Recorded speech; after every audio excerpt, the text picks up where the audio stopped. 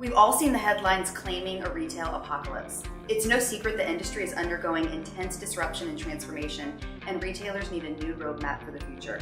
Hi, I'm Susan McReynolds, Retail Strategy Lead with CenturyLink, and today I'm so excited to be sitting down with Doug Stevens, founder of Retail Profit, to discuss the future of retail and what it's truly going to take to compete.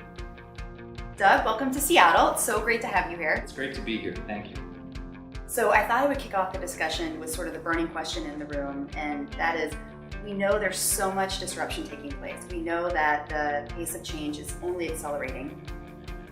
In your opinion, what does that mean for the future of retail in terms of the physical store? I think in order to understand what's happening, we have to step back sometimes. And if we only step back maybe 30 years, we ask ourselves, well, why did we build stores 30 years ago, before there was this thing called the internet? It was really primarily three things. We built stores so that we could merchandise inventories of products for consumers. We built stores so that we had a place to impart product knowledge, where the consumer could gain a sense of confidence to buy the things we were selling. And we needed space where we could transact sales and put the money in the till. And when we flash forward now to where we are today, all of those things can be achieved without ever setting foot in a store. And in a physical store. And furthermore, I would argue that through digital channels, we can actually do those things more efficiently and effectively now than we ever could do in a store. I can merchandise more products online. Amazon has something like 1,300,000 pairs of running shoes on their site. So, why would I venture into a store when I have that kind of selection? I can get loads of product information, great media and specifications about the products I'm buying, much more informed decisions. Oh, and I can transact the sale by clicking once, and I'm done. So now we're faced with the question, well, why build stores? It's my opinion that stores are becoming a less efficient means of distribution of products, but they're becoming an infinitely more effective means of distributing experiences. And in fact, I would argue that the store is the most powerful media channel now that brands actually have at their disposal in order to give those experiences to consumers. So sort of building on that, knowing that the physical store is going to be so integral to really building customer experience and almost like a retailer's secret weapon, what are some of the cool, innovative technologies that you're seeing retailers deploy in store to really drive immersive retail and enhance customer experience? The interesting thing about that question, and it's a question that comes up a lot, people will say, well, what's the killer tech out there that every retailer should be actively pursuing? And the answer is, it depends. What is the experience that you're trying to deliver to the consumer? What's the problem that you're trying to solve for her? What's the element of delight that you're trying to inject into the experience? The technology will be the answer to those questions. So is 3D printing cool?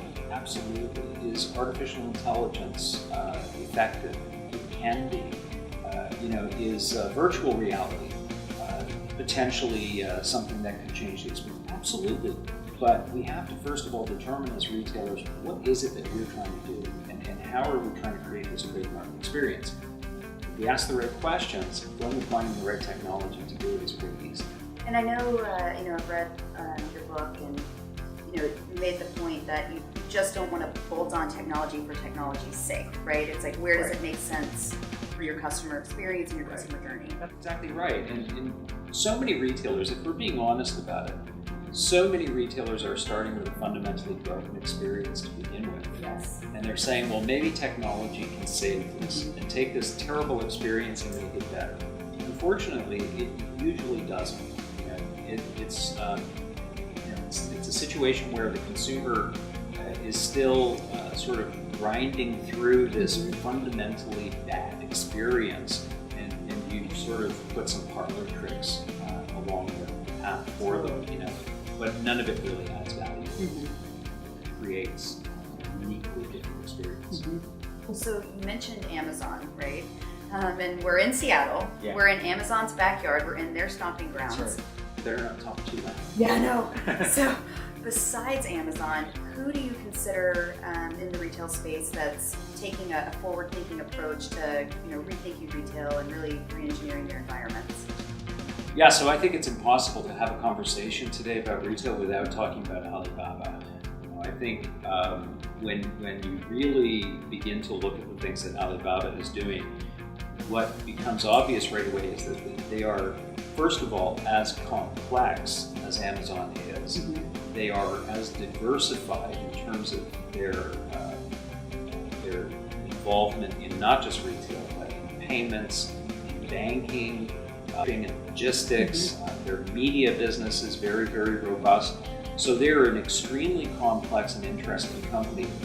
But they also are doing some incredibly interesting things in the physical space, what Jack Ma calls the new retail, which is this real, true hybrid of physical and digital. We have a grocery store chain called Puma. They've got a number of these stores now scattered across China, and they are really unique experiences in that they're sort of powered by mobile, but they're also very social and very physical as well. And Jack Ma is a guy, I think, who really understands the entertainment of shopping. It's sort of like he's, it's sort of like right brain, left brain between him and Bezos. Bezos is much more analytical about shopping, and it's much more about efficiency, and I think Jack Ma's much more about fun. So Alibaba is definitely doing some interesting things, but there are others. I mean, Reformation is doing some really cool stuff in the apparel industry in terms of questioning how we buy apparel. Brandless is a retailer now that is really questioning the value of brands in this world where consumers want value. Boxed is saying you can have a Costco experience without ever going into a Costco. So, there are some really, really interesting things happening across the retail sector, and everybody's doing some really cool experimentation. So, speaking of Seattle, and it also happens to be that I used to work there, we're in Nordstrom's backyard as well, and they're doing some interesting things in the market. Last fall they announced that they were rolling out a new store concept called Nordstrom Local. Can you give any insights around sort of the approach that they're taking? I think that, and I've been to the Local in LA, and it really is a very cool concept. I mean, the idea of basically decoupling the experience with a product from the inventory element of retail. So a 3,000 square foot store where you order everything online, have it delivered to the Local, go pick up your order, try it on, have a glass of wine, get your nails done, have the tailors there and personal stylists. So I think it's a very adventurous concept. Feel for Nordstrom, however, because I know that they are a little bit shackled by the market.